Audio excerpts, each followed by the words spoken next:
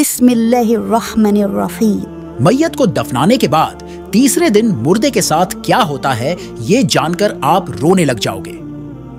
इंसान अपनी जिंदगी में बहुत से काम महज अपनी लज्जत या ख्वाहिश को पूरा करने के लिए करता है, जिसकी वजह से या तो उसका पैसा बर्बाद होता है या सेहत बर्बाद होती है।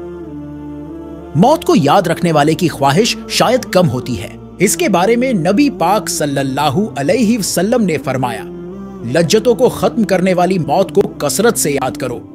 बारगाहे रिसालत में अर्ज की गई, कौन सा मोमिन ज्यादा अक्लमंद है?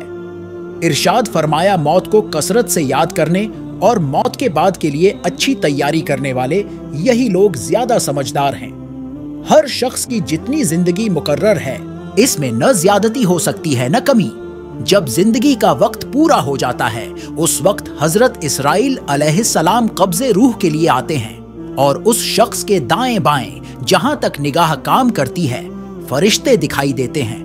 मुसलमान के आसपास रहमत के फरिश्ते होते हैं और काफिर के दाएं बाएं अजाब के। उस वक्त हर शख्स पर इस्लाम की हक्कानियां आफताब से ज्यादा रोशन हो जाती है, मगर इस वक्त का ईमान मोतबर नहीं, इसलिए कि हुक्म ईमान बिल गैब का है और अब गैब न रहा बल्कि यह चीजें मुशाहिदा हो गई। मरने के बाद मुसलमान की रूह हस्बे मर्तबा मुख्तलिफ मकामों में रहती है। बास की कब्र पर बास की, चाहे जमजम शरीफ में, बास की आसमानों जमीन के दरमियान, बास की पहले दूसरे सातवें आसमान तक और बास की आसमानों से भी बुलंद और बास की रूहें ज़ेरे अर्श कंदीलों में और बास की आला इल्लीजीन में, मगर कहीं हो अपने जिस्म से उनका ताल्लुक बदस्तूर रहता है। जो कोई कब्र पर आए उसे देखते पहचानते उसकी बात सुनते हैं। हदीस में है कि एक ताहिर पहले कफस में बंद था और अब आजाद कर दिया गया। आइमा इकराम फरमाते हैं, बेशक पाक जाने जब बदन के इलाकों से जुदा होती है, आलिमे बाला से मिल जाती है और सब कुछ ऐसा देखती सुनती है जैसे यहाँ हाजिर है। हदीस में फरमाया, जब मुसलमान मरता है उसकी राह खोल दी जाती है जहां चाहे जाए। मुर्दा कलाम भी करता है और इसके कलाम को जिन और इंसान के सिवा तमाम हैवानात वगैरह सुनते भी हैं। जब मुर्दे को कब्र में दफन करते हैं उस वक्त उसको कब्र दबाती है। अगर वह मुसलमान है तो उसका दबाना ऐसा होता है कि जैसे माँ प्यार में अपने बच्चे को जोर से चिमटा लेती है, और अगर काफिर है तो उसको इस जोर से दबाती है कि इधर की पसलियां उधर और उधर की इधर हो जाती हैं। जब दफन करने वाले दफन करके वहां से चले जाते हैं, वह इनके जूतों की आवाज सुनता है। उस वक्त उसके पास दो फरिश्ते अपने दांतों से जमीन चीरते हुए आते हैं और निहायत सख्ती के साथ ग्रस्त आवाज में सवाल करते हैं। पहला सवाल, तेरा रब कौन है? दूसरा सवाल, तेरा दीन क्या है? तीसरा सवाल, उनके बारे में तू क्या कहता है? मुसलमान है तो पहले सवाल का जवाब देगा, मेरा रब अल्लाह है, और दूसरे का जवाब देगा, मेरा दीन इस्लाम है। तीसरे सवाल का जवाब देगा, वह तो रसूलुल्लाह सल्लल्लाहु अलैहि वसल्लम है। उस वक्त आसमान से एक मनादी निदा करेगा कि मेरे बंदे ने सच कहा, इसके लिए जन्नत का बिछौना बिछाओ और जन्नत का लिबास पहनाओ और उसके लिए जन्नत की तरफ एक दरवाजा खोल दो। जन्नत की नसीम और खुशबू उसके पास आती रहेगी और जहां तक निगाह फैलेगी वहां तक उसकी कब्र कुशादा कर दी जाएगी और उससे कहा जाएगा कि तू सो जा। पहले उसके बाएं हाथ की तरफ जहन्नुम की खिड़की खोलेंगे जिससे जलन और गर्म हवा और सख्त बदबू आएगी, फिर बंद कर देंगे। इसके बाद दोहनी तरफ से जन्नत की खिड़की खोलेंगे और उससे कहा जाएगा कि अगर तू इन सवालों के सही जवाब न देता तो तेरे वास्ते वह थी, और अब यह है ताकि वह अपने रब की नेमत की कद्र जाने कि कैसी बलाएं अजीम से बचाकर कैसी नेमतें उजमा अता फरमाई। अगर मुर्दा मुनकिर है तो सब सवालों के जवाब में यह कहेगा, अफसोस, मुझे तो कुछ मालूम नहीं। मैं लोगों को कहते सुनता था, खुद भी कहता था। उस वक्त एक पुकारने वाला आसमान से पुकारेगा कि यह झूठा है, इसके लिए आग का बिछौना बिछाओ और आग का लिबास पहना और जहन्नुम की तरफ एक दरवाजा खोल दो। उसकी गर्मी और लिपट उसको पहुंचेगी और उस पर अजाब देने के लिए दो फरिश्ते मुकर्रर होंगे जो अंधे और बहरे होंगे। उनके साथ लोहे का गुर्ज होगा कि पहाड़ पर अगर मारा जाए तो खाक हो जाए।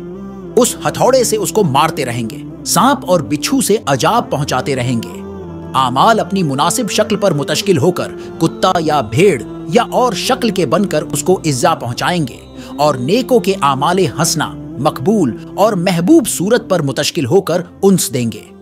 नबी अकरम सल्लल्लाहु अलैहि वसल्लम ने फरमाया, मौत को कसरत से याद किया करो, क्योंकि वह गुनाहों को जाइल करती और दुनिया से बेरोक बतीपे पैदा करती है। सैयदना हसन बसरी रहमतुल्लाह अलैह फरमाते हैं, जिसने मौत की याद दिल में बसा ली तो दुनिया की सारी मुसीबतें उस पर आसान हो जाएंगी। एक खातून ने उम्मुल मोमिनीन हजरत आयशा सिद्दीका रजी अल्लाह ताला की बारगाह में दिल की सख्ती की शिकायत की तो आपने फरमाया, मौत को कसरत से याद करो, तुम्हारा दिल नर्म हो जाएगा। नाजरीन, हुजूर सल्लल्लाहु अलैहि वसल्लम ने फरमाया, मौत के बाद रूह कैसे पुकारती है? मैयत को सबसे ज्यादा दर्द कब होता है? मरने के बाद का मंजर कैसा होता है?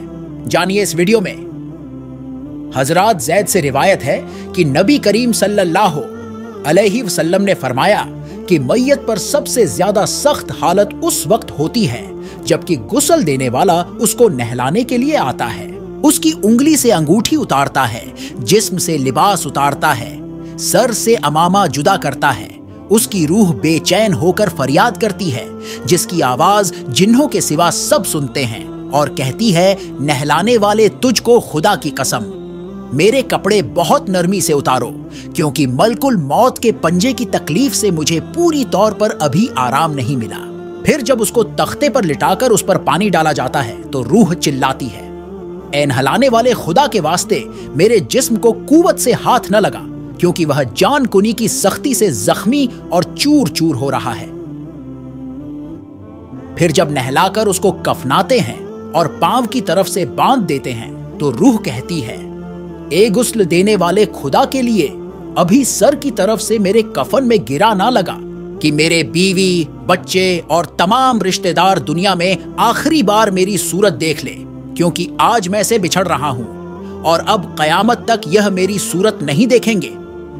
फिर जब उसका जनाजा तैयार करके घर से बाहर निकाला जाता है तो रूह पुकारती है, ए जनाजा उठाने वालों, खुदा के वास्ते अभी जल्दी न करना, ताकि मैं अपने बाल बच्चों और अजीजों कारीब से रुखसत हो लूं।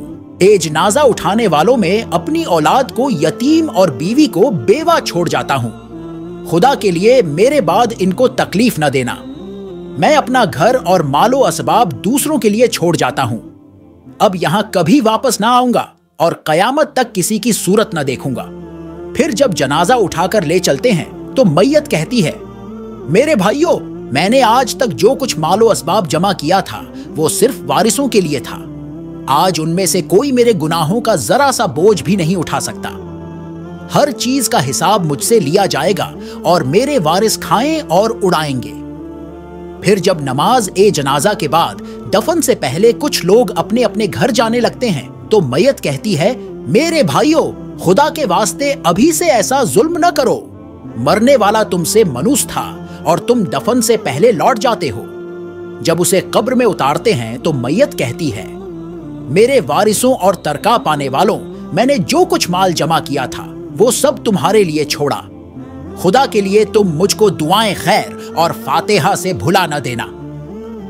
बुजुर्गों का कौल है कि आखिरत की मंजिलों में से कब्र पहली मंजिल है।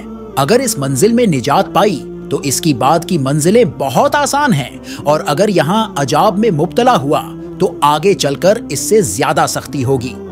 हदीस शरीफ में है कि मुर्दा कब्र में ऐसा है जैसे कोई शख्स पानी में डूब रहा हो और मदद के लिए फरियाद करता हो। मुर्दा हर वक्त अपने माँ बाप, भाई बहन या औलाद और दोस्त वगैरह अपने पसमांद गांद से दुआएं खैर और फातिहा का मुंतजिर रहता है। जब उसको उसके पसमांद गांद की तरफ से कोई तोहफा सवाब पहुंचता है तो उसके लिए तमाम दुनिया और जो कुछ दुनिया में है उससे महबूबो मरगूब होता है, और अल्लाह ताला उसके रिश्तेदारों की दुआएं खैर के सवाब को कब्रिस्तान वालों पर पहाड़ों के बराबर दाखिल फरमाता है। मौत एक दरवाजा है जिसमें सब लोगों ने दाखिल होना है। हसन उस्मान रजी अल्लाह ताला अन्हु जब किसी कब्र पर जाते तो इतना रोते कि उनकी दाढ़ी आंसुओं से तर हो जाती। आपसे पूछा गया, आप जन्नत और जहन्नुम का तस्करा करते हैं तो नहीं रोते, मगर कब्र देखकर रोते हैं। कहने लगे, रसूलुल्लाह सल्लल्लाहु अलैहि वसल्लम ने फरमाया कि कब्र आखिरत की पहली मंजिल है, लिहाजा अगर मरने वाला इससे निजात पाए तो बाद के मुनाजिर इससे कहीं ज्यादा आसान है, और अगर इसकी तकलीफ से निजात न पाए तो बाद के मराहिल इससे बहुत ज्यादा सख्त हैं। और फरमाया कि रसूलुल्लाह सल्लल्लाहु अलैहि वसल्लम का इरशाद है, मैंने कभी कोई मंजर नहीं देखा मगर कब्र इससे ज्यादा सख्त है कि हमारे लिए इन कब्रों में इबरत नहीं है। देखिए, मालदार, फकीर, ताकतवर और कमजोर दुनिया में लौटने की ख्वाहिश रखते हैं, माल जमा करने और महल बनाने के लिए नहीं, बल्कि इसलिए कि काश हमें नमाज पढ़ने की मोहलत मिल जाए, काश हम एक दफा सुभान अल्लाह कहने की फुर्सत दे दी जाए, लेकिन अब नामुमकिन है। अब आमाल नामे लपेट दिए गए हैं, रूह जिस्म से निकाल ली गई है, जिंदगी की मोहलत खत्म है।